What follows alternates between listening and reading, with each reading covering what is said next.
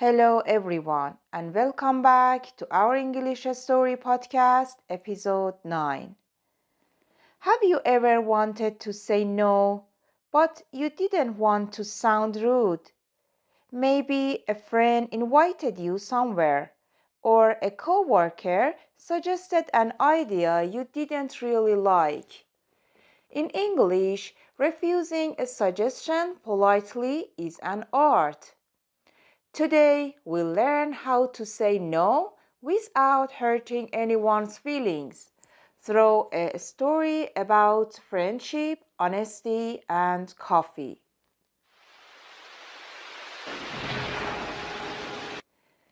Last Saturday morning, Daniel sat at his desk, completely surrounded by papers. He had a big work presentation on Monday, the kind that could change his whole career. Just then, his phone buzzed. It was his best friend Mark. "Hey man, the weather's amazing today. Why don't we go hiking?" Daniel smiled. He loved hiking, but this weekend he just couldn't. He needed to focus. Still, he didn't want to sound unfriendly. So, instead of saying, "No, I can't," he said, "That sounds great, but I really needed to finish this project first." Mark replied, "Come on, just a few hours. You deserve a break." Daniel took a deep breath. He didn't want to disappoint his friend, but he also didn't want to ruin his chances at work. "I know, you're right," he said kindly. "Maybe we can go next weekend instead." Mark paused for a moment, then said, "All right, dear, next weekend."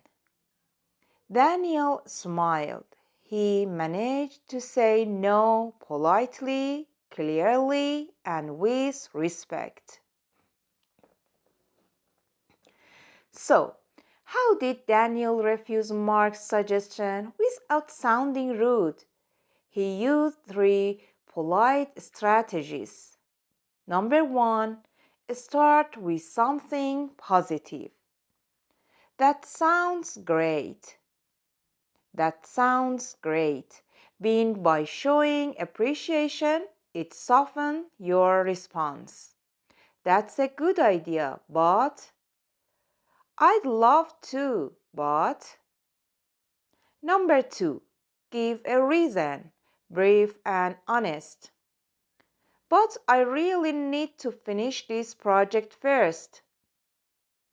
A short reason helps the other person understand.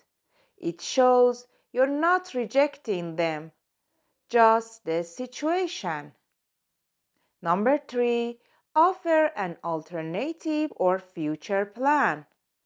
"Maybe we can go next weekend instead." This keeps the relationship positive and shows you still want to connect. Let's look at some grammar patterns we often use when refusing politely. "That sounds" plus adjective, comma, but. Use this pattern to start positively, then explain your reason. "That sounds fun, but I'm busy tonight." "That sounds interesting, but I'm not sure I can afford it." "I'd love to, comma, but." This is very common in spoken English. "I'd love to join you, but I have to work early tomorrow." "I'd love to come, but I've already made plans." "Maybe another time." "Maybe we can" plus base verb. Use these to suggest a future opportunity.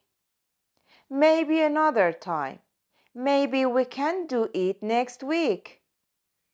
Notice that in all these, you're not just saying no, you're keeping the tone warm and friendly.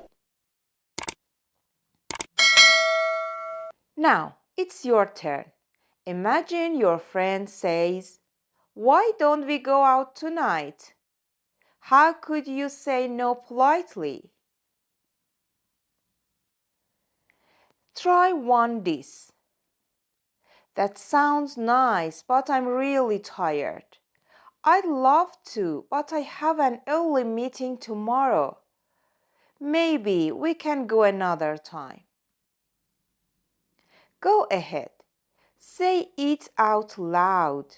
Listen to how natural and respectful it sounds. So, remember, being polite doesn't mean saying yes all the time. It means saying no with kindness. Because in English and in life, politeness is about respect, not perfection. If you enjoyed this lesson, follow the podcast, share it with a friend who's learning English, and leave a review. It really helps more learners find us.